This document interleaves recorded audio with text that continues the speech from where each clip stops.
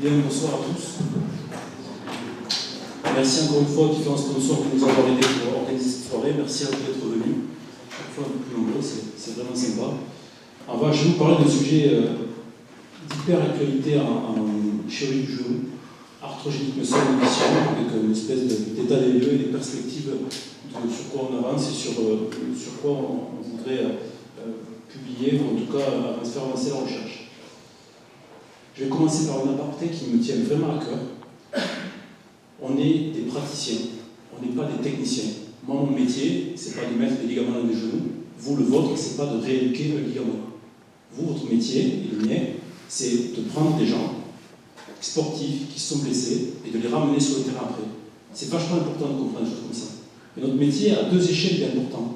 Il est important en tant que praticien, parce qu'on s'occupe d'un patient et pas d'un ligament, et à l'échelle de ceux qui aiment la recherche ou qui s'y investissent, parce qu'en travaillant comme ça, on avance pour faire mieux connaître les connaissances et mieux prendre en charge les gens.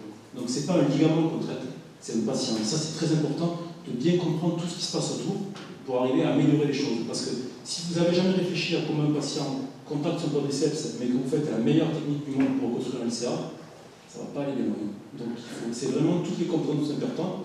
Et moi et vous, si vous vous occupez de vos patients, nous sommes responsables de tout le processus. Donc ce n'est pas possible de dire à un patient, vous n'y allez pas parce que vous n'allez pas faire ça. Vous êtes responsable de tout, vous devez tout gérer. Ce dont je vais vous parler aujourd'hui, c'est inhibition motrice d'origine articulaire, AMI en anglais pour arthrogénique muscle inhibition. Et en fait, vous le voyez tous les jours. Vous le voyez dans deux circonstances qui sont en post-traumatique immédiat et en post-opératoire. C'est quoi en fait? C'est une inhibition musculaire, articulaire, qui est un processus neuronal suite à une blessure ou une chirurgie du genou qui entraîne un défaut d'activation du quadriceps, souvent associé à un déficit d'extension. Souvent associé. Pas toujours associé, mais souvent associé. On va en parler un peu dans la classification. Avec Bertrand, son écoté, que je vais beaucoup citer pendant ce topo, c'est notre étudiant de thèse ici à tout, je vous expliquerai ça après. On a fini de faire un papier sur l'évaluation du nombre de patients qui sont touchés par ce problème. 56% des gens avec une lésion du ligament croisé antérieur qu'on a vu dans les 6 premières semaines sont touchés par le problème. Un patient sur deux. Donc déjà, si vous ne posez pas cette question-là, dans un cas sur deux, vous ne faites pas un diagnostic complet de ce qui se passe. Donc il faut vraiment s'attarder à ça. Et pourquoi il faut s'attarder à ça? Parce que les séquelles sont vraiment importantes. Les scores fonctionnels, dans toutes les études des patients qui ont eu ce problème-là par rapport à ceux qui n'ont pas eu, ils sont inférieurs. Tous les scores fonctionnels. Donc le résultat, il est moins bon. Et je vous rappelle que vous êtes responsable du résultat. C'est-à-dire que le patient il a affaire à vous et à moi. Donc il faut arriver à identifier ça pour le corriger. Il y a une anormalité de la démarche, une absence des troubles de proprioception, en général l'atrophie, faiblesse du quadriceps, arthrofibrose. L'arthrofibrose ou le citroën syndrome sont les conséquences de ce problème et non pas les causes. Un patient qui a du mal à tendre la jambe après une chirurgie de LCA, et on va diagnostiquer un nodule d'arthrofibrose à l'IRM, c'est parce qu'il a eu une AMI qu'il a le citroën syndrome, et pas l'inverse. C'est très important de comprendre ça. Arthrose précoce, c'est tout ce qui va avec. On a proposé récemment, je crois que c'est publié en ligne, une classification de cette pathologie, et j'y reviendrai à la fin parce que je risque d'avoir besoin de vous, beaucoup d'entre vous, pour valider la reproductibilité de la classification. Elle est en plusieurs grades. Grade 0, c'est tout va bien. Contraction du vaste médial normal, je vais vous montrer des exemples après. Comment on devient grade 1? On devient grade 1 quand on n'arrive plus à contracter le vaste médial. J'insiste sur le vaste médial, c'est vraiment lui la clé, le point important. Ce n'est pas le quadriceps entier, c'est le vaste médial. Donc là, l'équipe de Lyon avec qui on travaille a voulu vraiment insister pour qu'on mette des grades à petit 1, petit B, petit C, complexifier les choses. Ceux qui me connaissent un peu comprendront que je n'étais pas favorable à ça. Mais ils étaient plus nombreux. Donc grade 1A, ça veut dire qu'on peut réduire le problème avec l'exercice simple. Grade 1B, il faut l'exercice plus long, plus compliqué. On devient 2 à partir du moment où on n'arrive plus à tendre la jambe. Défaut d'extension, on devient grade 2. Là aussi, 2A, 2B. 2A, quelques petits exercices. 2B, un peu plus long pour y arriver. Grade 3, c'est le caractère irréversible du défaut d'extension. C'est que le fléchon fixé, pour lequel on ne peut plus rien faire. Okay. Grade 0, tout va bien. Grade 1, défaut du vaste médial. Grade 2, défaut d'extension. Grade 3, caractère irréversible de la lésion. Quelques vidéos, parce que ça, c'est très visuel. Quelqu'un qui va bien, il arrive à contracter son vaste médial facilement. Il peut décoller le talon du plan de la table. Il n'y a a pas de mouvement anarchique au niveau de la cheville, c'est-à-dire qu'on peut arriver à faire ça sans avoir à relever la cheville. Et on peut avoir une extension complète à plat sur le genou. Et si vos patients n'arrivent pas à faire ça, c'est qu'il en manque un moment ou l'autre. Grade 1. Ce cas est très intéressant parce que la patiente est très hyperlaxe. Vous voyez, à gauche, tout va bien. Elle arrive à décoller le tendon du plan du lit. Il n'y a pas de mouvement anarchique à la cheville et le quadriceps, le vaste médial se contracte. À droite, on lui demande de faire pareil. Et en fait, elle ne peut pas contracter le vaste médial. Elle contracte le rectus mobilis ici. Et donc, elle arrive à écraser le genou, mais elle n'arrive pas à le faire décoller du plan du lit. Okay, donc ça, on peut facilement se faire avoir. On se dit, ok, elle contracte le quadriceps, tout va bien, ça va aller. Mais elle n'a pas une contraction comme de l'autre côté. Et tant que vous êtes, je vais vous le répéter 10 000 fois, mais tant que vous n'avez pas récupéré le vaste médial, les gens ils iront pas bien. Il faut que le vaste médial se contracte, c'est obligatoire. Grade 2, et là on fait le diagnostic de suite, défaut d'extension, de suite. Là, il est sur la table, donc genou gauche, il a contracté le vaste médial, tout va bien. À droite, vous avez une contraction qui n'est pas réalisée au niveau du vaste médial ici, et une extension qui est fixée. Donc il y a une contracture ischio-jambier associée à un déficit du vaste médial. Donc grade 2. Quand vous avez des gens très musculeux, c'est très visuel. Là, vous le mettez sur le ventre. Bon. Là, on voit bien que l'ischio-jambier est complètement contracté. Et je vous le redis, c'est cette contraction de l'ischio-jambier qui empêche la jambe de se tendre. Ce n'est pas quelque chose à l'intérieur du genou qui empêche la jambe du genou de se mettre en extension. C'est lui qui retient tout. Et donc, quand vous les avez en consultation et que vous arrivez à relâcher cette zone-là, vous vous en rendez compte que les gens retrouvent une extension complète quasiment de suite. Comme je fais une conférence d'orthopédie, il faut quand même quelques images de chirurgie, en plus on vous a pris des belles, vous voyez. Donc grade 3, c'est quand c'est irréversible. Là, vous ne pouvez plus rien faire, il faut qu'on les opère.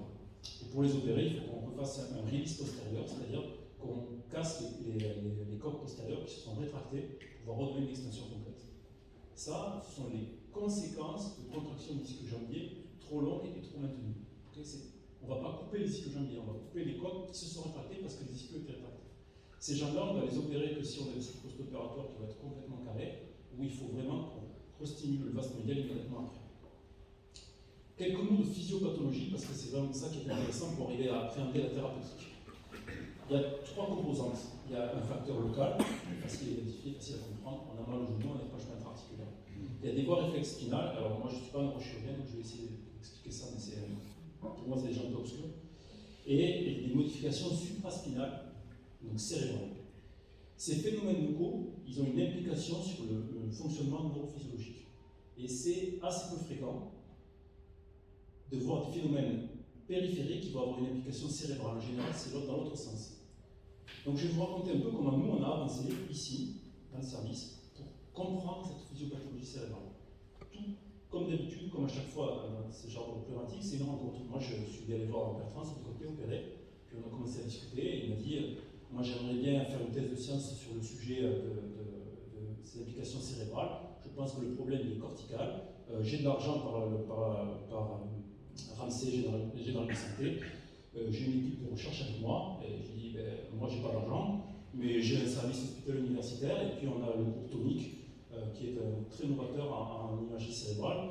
Et puis, bon, Bertrand, il a son petit caractère, donc il s'est fâché avec tous les universitaires de Lyon. Donc, comme il ne s'est pas encore fâché avec nous, on a essayé de faire ça tout de suite. Donc on a fait un groupe de recherche sur le croisé, on s'est rencontrés la première fois tous ensemble à Shanghai en 2018.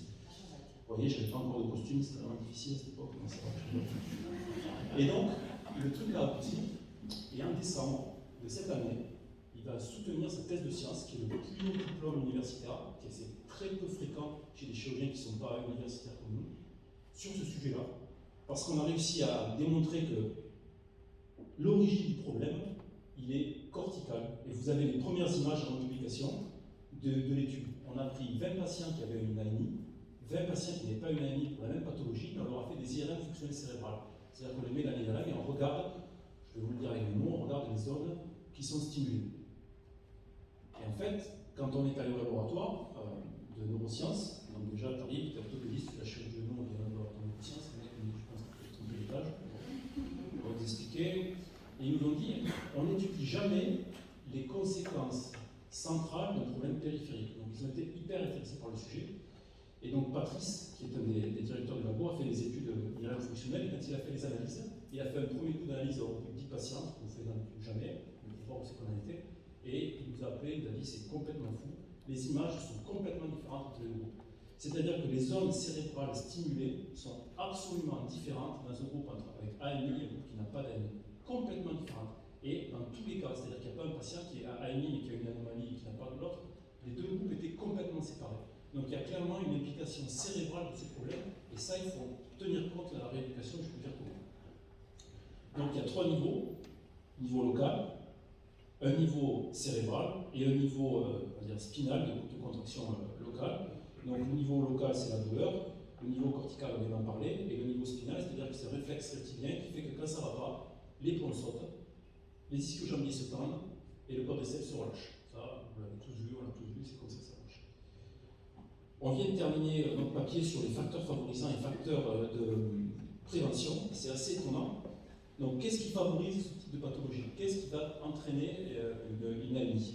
Le temps, plus on est près de l'accident, plus on risque d'avoir ce problème-là, plus on a mal, donc la douleur, l'aspect local est important, plus le genou est gonflé. Si on utilise des béquilles, c'est-à-dire si on dit au patient de se mettre complètement au repos, de ne plus stimuler son quadriceps, on va diminuer, on va augmenter le risque d'une anémie. Si on fait dormir le patient avec un coussin sous le genou, et si on a une atteinte ligamentaire.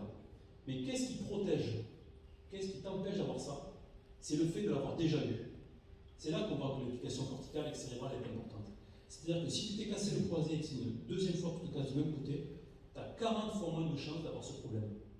Donc tu peux apprendre à le traiter en fait. Et donc le problème cortical, le problème cérébral peut être traité. Et si tu te casses de l'autre côté, tu diminues 2 fois le risque d'avoir un nouveau traumatisme de cette pathologie. Les traitements, eh bien, vous prenez la physiopathologie, vous traitez chacun des points, et vous essayez de faire ça de manière globale. Donc au niveau local, on donne des antalgiques. Les ponctions évacuatrices peuvent avoir un effet sur l'effusion à faire dans des conditions d'asepsie stricte, par le bord du terrain avec des gants dégueulasses. Physiothérapie qui doit débuter immédiatement. Les ischio-jambiers doivent être relâchés, je vous montre quelques exercices. Le quadriceps doit être réveillé et les fonctions cérébrales doivent être stimulées. C'est-à-dire que le patient doit comprendre ce qui se passe. Et je sais que Cédric après va vous parler un peu d'Alia, qui est dans cette dynamique-là. Elle va y revenir après. Donc, comment on fait en pratique? C'est l'application qui a été promue par l'équipe de Lyon. Première étape, diagnostiquer le problème. Donc, oui, le RADO 2 classique, ischio-jambier tendu, quadriceps qui ne se contracte pas, donc le patient il est très musculeux, donc on voit vraiment quel est le problème. Là, le vaste médial, il n'apparaît pas. Il n'est pas contracté, vous allez voir de l'autre côté comment il s'appuie. Vous voyez, il est très musculeux avec un gros vaste médial. On voit bien que d'un côté il y arrive et de l'autre côté il n'y arrive pas. Il fait les contractions avec le droit, avec le rectus fémoris, et le vaste médial n'est absolument pas contracté du côté droit et pas contractable. Or, sur le ventre, manœuvre de fatigue ischio-jambier. Donc vous voyez bien qu'il est contracté, et là, vous allez le fatiguer en fait. Il faut les épuiser jusqu'à ce qu'ils puissent plus les contracter et que ça se détende.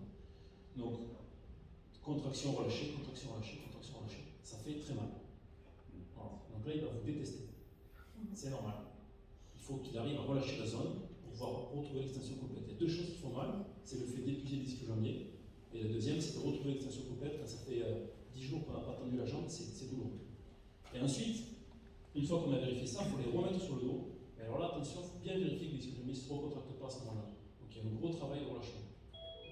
Ensuite, le coussin ici, c'est pas de l'écran ce coussin qu'on fait. Ces coussins permettent de surélever un peu, de mettre un peu de flexion, aider le patient à engager son vaste médial pour pas avoir l'engagé l'extension complète. C'est pas de l'écran ce coussin. Et donc, au fur et à mesure de la thérapeutique, on va diminuer, on va bouger le coussin pour qu'il y ait de moins en moins d'extension, moins en moins de flexion et qu'il puisse tendre de plus en plus. Ce qui est très important et qu'on montre moins ici dans cette vidéo, c'est le côté rétro-contrôle, que le patient se rende compte de ce qu'il fait. Donc vous dites qu'ils mettent le doigt sur le vaste médial, qu'ils le sentent se contracter. Parce qu'en fait, ils ont perdu la capacité d'analyser le problème. Et une fois qu'on a réussi à avoir une contraction en extension complète, comme ceci, on a récupéré un vaste médial contractile, on n'a plus d'AMI, et donc on rentre dans une case tout à fait normale. Les pièges, et donc le traitement préventif, la vigilance, c'est quoi? C'est ça. Lui, il arrive, il a l'extension quasiment complète. À droite, il fait une contraction comme je voulais qu'il la fasse. À gauche, vous allez voir, il ne décolle pas de talon, en fait, il fait que du rectus. Il ne fait rien avec le vaste médial. Et donc c'est un grade 1 qui peut passer là-dessus. Mais lui, ses suites post-opératoires vont être plus compliquées. En plus, dans ce cas-là, c'était une chirurgie multiligamentaire. Il avait 3 ligaments sur 4 de cassés. Donc on pense qu'on est bien parce qu'on arrive à avoir l'extension complète, mais il n'y a que le rectus qui se contracte. Ce qui est très intéressant, c'est le feedback. c'est que le patient ait un retour d'information. Ça, c'est pas de l'électrostimulation. C'est que le patient voit quand il contracte la courbe sur l'écran, et donc il voit qu'il est en train de contracter la jambe, parce qu'ils ont perdu l'habilité de le faire. Ça, c'est un sportif de haut niveau, qui a toutes ses capacités fonctionnelles et toutes ses capacités d'analyse corticale, mais il avait perdu l'usage de son vaste média. Il a fallu longtemps pour qu'il arrive à le récupérer, qu'il arrive à recréer ça. Et cet exercice avec le feedback, de comprendre quand est-ce qu'il était recontracté, permis de l'aider. Donc vous avez ce matériel qui évolue, je ne peux pas appeler le labo, sinon vous dites qu'ils mettent le doigt sur le vaste médial et qu'ils le contractent. Moi je suis absolument contre l'écran sous sein, parce que je pense que c'est l'exemple typique de quelque chose qui est non qualitatif, c'est-à-dire qu'on va lui demander de faire une action alors que ce qu'on veut c'est qu'il fasse une contraction isolée du vaste médial, et donc il faut être vachement sélectif dans la façon dont on le fait. Donc pourquoi pas à un certain stade de rééducation, mais pas au début, il faut arriver à ce qu'il soit discriminant, il faut faire vraiment du qualitatif au début pour qu'il comprenne le vaste médial, parce que le risque d'avoir des proscoussins, c'est ça, c'est la co-contraction, c'est-à-dire que le mec un peu motivé, un peu massif, il va finir par tout contracter pour finir par écraser le genou derrière. Et c'est pas ça qu'on veut, ce qu'on veut c'est qu'il contracte son vaste médial pour pouvoir décoller tout le plan de vie. Vous voyez, dans des exemples à droite ici, il contracte tout, il met le jambier intérieur, il met le disque jambier, il met le quadriceps pour vraiment essayer d'écraser le plan d'attaque. Les électrodes, j'y passe très vite. Vous comprenez que si vous shuntez le cheminement moteur, ça peut avoir une implication dans certaines pathologies, dans certaines phases de traitement, mais pour reconnecter un circuit électrique, si vous shuntez la moitié des fusibles, ça ne va pas marcher. Donc il faut que ça reparte en haut, et que ça aille jusqu'en bas, et que ça soit régulier. En fait, ce n'est pas la quantité qui t'importe, c'est pas la force comme on le fait, c'est la répétition qui va faire ce qu'on veut.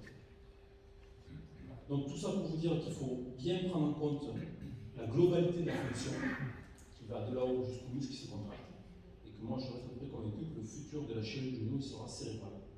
Voilà, je vous remercie et j'espère que vous aurez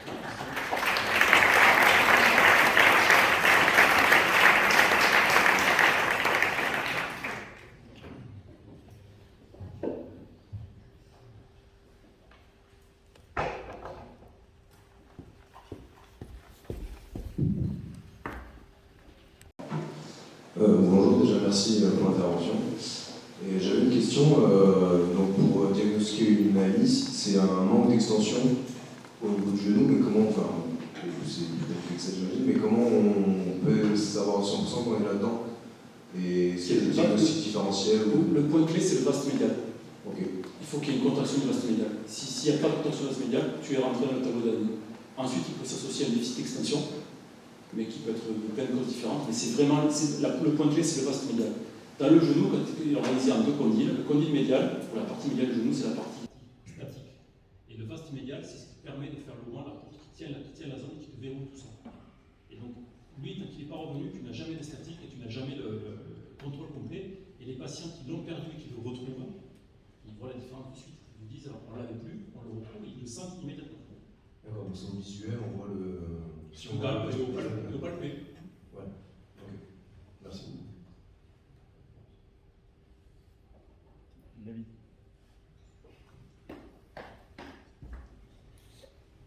Merci Étienne pour cette présentation. Finalement, avec ce rétrofeedback cérébral, nous serons proches un peu de l'algodystrophie. Je sais pas. Et ces stades 3 d'AMI avec flexome fixé, c'est un petit peu ce qu'on voit dans les algodystrophies. Alors il y a plusieurs éléments. Le premier, c'est que je pense, et nous en particulier, on fait vite des diagnostics de dystrophie dès que les suites ne sont pas exactement comme on les a imaginées. Alors que les critères sont quand même très stricts. Et dans l'AMI, il n'y a pas le côté vasoconstricteur local ou le changement de couleur qu'il doit y faire. La problématique qui se rejoint, c'est que la dystrophie crée une douleur qui est un facteur de risque d'AMI. Oui. Donc tout s'auto-entretient.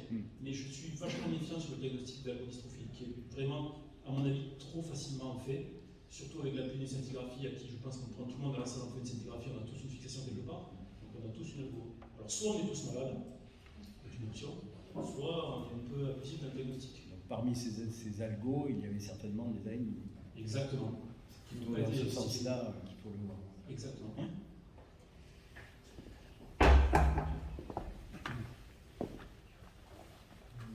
J'ai une question sur par rapport au Westata. Est-ce que tu as des données qui... Parce que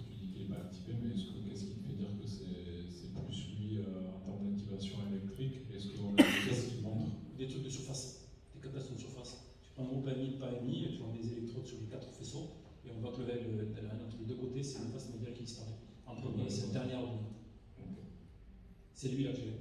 Ok. Parce que tu vois, par exemple, celui-ci, là, le patient, tu peux facilement te faire avoir.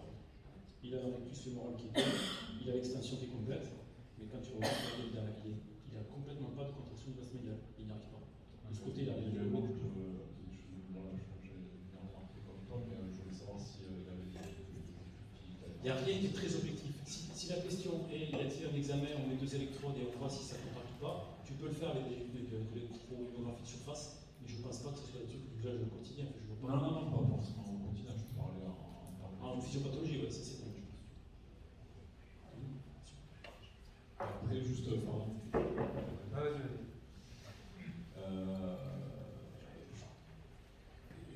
Je trouve que le traitement, il est, je sais pas ce que tu en penses, il est très orienté pour l'instant, je le trouve très vraiment sur la structure, tu vois, on relâche les ischios, contracter le quadrille et tout ça. Et je pense, c'est pas ce que tu demandes, mais d'orienter les choses dans des focus externes un peu plus, plutôt que d'aller se concentrer uniquement sur l'action du quadrille ou de relâchement de l'ischio, je sais pas. Il y a une part de faut le faire, mais il y a surtout une part, il faut faire comprendre au patient comment le faire. Oui, mais justement, en lui donnant des consignes autres. Moi, en consultation, j'utilise beaucoup palper. Je dis palper le vaste médial de l'autre côté, il faut qu'on se contracter comme ça aussi. Le fait que la rotule remonte.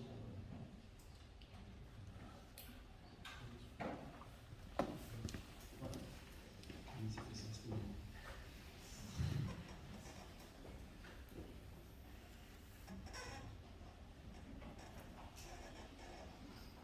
J'avais plusieurs questions à tirer. La première, c'était toujours sur la phase tampon. Pourquoi vous l'avez maintenu dans le côté inhibition? Parce que là, on est vraiment dans le capsulaire ou rudimentaire, avec une vraie rétraction. Ouais. Pourquoi vous l'avez gardé à ce niveau-là? Ils étaient plus nombreux. J'étais contre le droit de aussi. Non, je suis d'accord avec toi que ce n'est pas une classification fonctionnelle. Ça, c'est le défaut qu'on a parfois de faire du démembrement, parce que c'est facile intellectuellement de faire du démembrement. Mais ça ne correspond pas forcément à ce qu'on vit. Des cas irréversibles, je ne suis pas sûr qu'on puisse dire quelqu'un qui a une fessum fixée depuis plusieurs années, qui soit en AMI. Je pense qu'il a une pathologie qui est la conséquence, qui est la suite de l'AMI, et d'appeler ça un grade dans cette pathologie-là, c'est un peu limite. Mais là, on a dépassé en effet le côté Fonctionnel. L'autre point aussi, c'est vrai que le vaste médial fait encore beaucoup parler. La difficulté, c'est de contracter de manière isolée la vaste médiale. Ça, physiologiquement, ça n'existe pas. Moi, je ne l'ai pas appris. C'est aujourd'hui difficile de s'imaginer comme ça, de demander une contraction isolée du vaste médial. Mais on comprend bien, quand tu fais le rapport avec la stimulation électrique, je ne sais pas du tout ça, mais le complexe là, le complexe permet peut-être juste à la personne de visualiser ce qu'on lui demande, mais c'est vrai que c'est très difficile de dire on veut une contraction juste du vaste médial sur une contraction par les épithètes. Alors tu ne veux pas une contraction juste du vaste médial, tu veux surtout une contraction du vaste médial sans la contraction des ischio-lumbiens. Voilà. C'est surtout ça qui est important. Ça, c'est ce que... tu avais montré une vidéo là où il y a le roto-proprioceptif.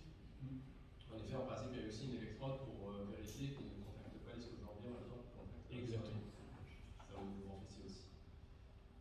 Mon autre question, c'était en pré-op, est-ce que tu ne penses pas qu'on peut aussi avoir une action en pré-op, c'est-à-dire finalement d'apporter l'information au patient de cette visualisation et de cette contraction souhaitée? Est-ce que ça n'apporterait pas quelque chose? Voilà. La plupart des exemples sont des post-op, mais la pathologie est présente en préopératoire et les gens en préopératoire, il faut les traiter avant l'opération. D'autant que si tu les as traités avant l'opération du même genou, ils ont 40 fois moins de chances, de probabilité statistique, de refaire une amie en post-op. Donc c'est hyper important. Oui, c'est de l'information aussi qui va être donnée à la patient, qui va permettre aussi probablement d'être plus efficace.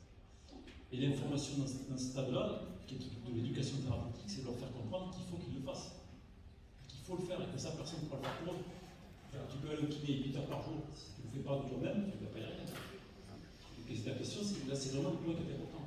C'est pour ça que l'aspect, pour le moment, le seul moyen externe que j'ai trouvé, c'est de vraiment mettre le doigt sur le vaste médial de contracter. c'est hyper important. Moi, je leur dis, vous le faites une fois par jour, en dehors des séances de kiné. Parce que c'est ça qui est important, en fait. C'est qu'ils le fassent eux, et de leur faire prendre conscience qu'ils le font. Et une fois qu'ils ont capté comment on le faisait, et bien, la probabilité qu'ils repartent dans ce processus pathologique est très faible. Et ce qui permettra certainement d'entraîner l'évolution des ischios, parce qu'en fait, le but c'est qu'ils se concentrent sur autre chose que sur cette hyper-contraction des ischios, c'est ça qui va nous gêner, et pour réussir à baisser cette hyper-excitabilité des ischios. Exactement. Et votre question, est-ce que je pense pas qu'on peut la généraliser sur d'autres pathologies dégénératives d'arthrose? Après les prothèses. On le voit souvent. Ah oui, on le voit souvent avec avec d'autres personnes qui n'ont pas l'intervention chirurgicale et traumatique. Alors, dans l'arthrose, effectivement, tu vois les patients qui commencent à se mettre en flexion. Là aussi, je suis convaincu que c'est comme le cyclope, c'est d'abord parce qu'ils se contractent les ischio-jambiers que les ostéophytes vont se mettre là et qui vont bloquer ensuite l'extension. C'est dans cet ordre-là. Oui, ça, c'est dans cet ordre-là, mais ça, c'est plutôt une contraction de protection. Réflexe.